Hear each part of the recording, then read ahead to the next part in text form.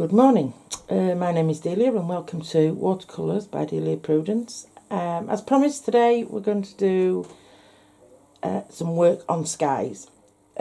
Before we start, I'm just going to go through a few tips that I would recommend when you're doing skies. Skies to me are key elements when it comes to landscapes and seascapes, and they are usually the first part of the scene that you will paint. But they can also be very unpredictable. So you have to learn to more or less let the skies and the paint do its own thing. The more you interfere with it, the muddier it's going to get and the colours aren't going to be so clean and crisp. But if you practice and practice, I think you'll find that eventually you will get the gist of skies. It does take a while because most of them are done wet in wet, which fetches its own problems because you can either wet the paper too much or not wet it enough. Again, this is only resolved by really doing practicing. Today you can see I've got a piece of Quarter Imperial. It's Saunders and Waterford 300 GSM. Because we're using wet in wet, I would not recommend you use any paper lighter than that. 300 GSM and above is better. The better the quality, so preferably paper with cotton in it or 100% cotton will work better, because you will get a little bit of buckling maybe, but it should settle back down. Whereas if you use a wood pulp paper, you'll find you'll have major problems.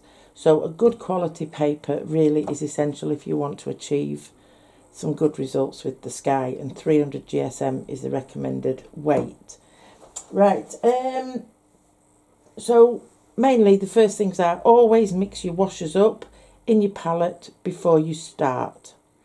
And also to create an aerial perspective on your sky. So in other words, you've got your horizon and it's looking away. What you need to do is you need to have warmer colours and darker colours at the top and going down to lighter, cooler colours towards the horizon. And also when you're doing clouds, your clouds need to be thicker and denser at the top, and as you come down they need to be thinner and closer together as you come to the bottom. And if you can do that, you will achieve what we call the aerial perspective. So the main thing I will always say to people, do not overwork your skies. This is where a lot of people go wrong. Once you've got your paper wet and you've got your colours on there, try to just leave it alone and let it do its own thing. If you start thinking, oh, I've got too many hard edges there, or I need softening there, and you're going back in again, the chances are, one, you're going to cause runbacks or what we call cauliflowers.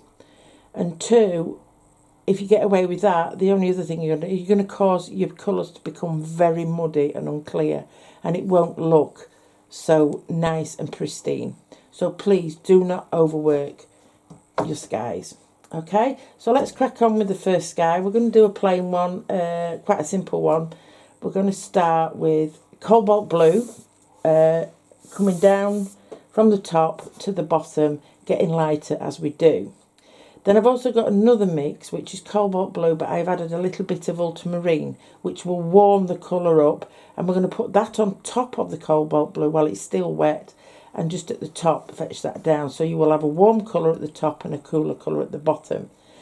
Then the only other colour we're going to need is a grey for the clouds, which is made up with cobalt blue, a little bit of rose madder to give you a lilac-y, bluey lilac colour, and then just to grey it off a little bit, a tiny touch of light red to get a grey mixture. So I've already pre-mixed mine. I'll be mixing a little bit more up, but there you can see we've got the cobalt blue. This is slightly warmer because it's got the ultramarine in it. Now this one is the grey, but as you can see, all the pigments, because there's 3 different colours in there, the pigments are slightly separated. So what you need to do before you use that is just give it another mix, and as you can see, it is now more of a grey colour. But before you put it on the paper, just please ensure that you mix that quite well up so that all the pigments are mixed up. Okay, so let me just add another little bit of cobalt blue here. So we've got plenty. It's quite watery, the colours that we're going to need. And then clean the brush, and then this one is slightly darker. It's got the cobalt, but it's also got the ultramarine in there, which warms it up. So at the top of the picture, we're going to have a little bit of a warmer colour. Okay. That's that. And then the grey, as I say, we've got the cobalt. Oh. And then I'm just going to add a touch of rose madder, which turns it slightly lilac-y, but still with a blue tinge. And then just a tiny touch of the light red, and as you can see, that will now darken it into sort of a grey colour for the clouds.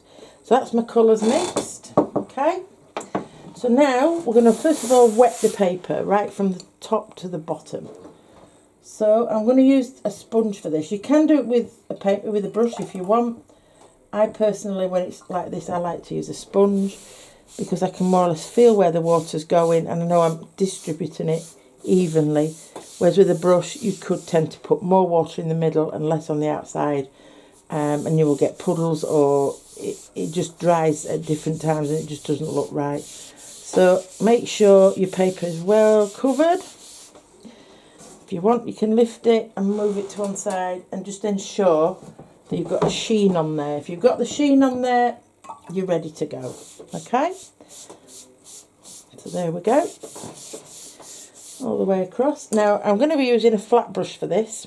So this one's a flat brush and it's 1 stroke 3/4 inch. Give it a good clean. Right, so now I'm going to start by picking up the cobalt blue. Then I'm going to pull that down. Now when you come to the edges, make sure you go over the tape so that you get a nice even coverage, because otherwise if you try and stop before the tape, you're going to end up it looking a little bit rough. So as we come down to the bottom, all I'm doing is pulling that away so you can see it's getting lighter as we come to the bottom. So we've got there the cobalt blue blending down into there. Clean the brush, take some excess water out because we've already got quite a bit of water in the paint, so we don't want to over wet this. So now I'm picking up the warmer blue, which has got the ultramarine in.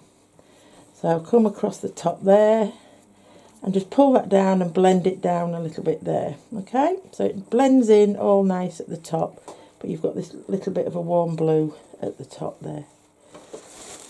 Let's blend that in there a bit more. Okay, just blend that down there. Right, so now I'm going to remix this, make sure I mix this grey up because I don't want the pigment separated. Give it a really good mix in the palette.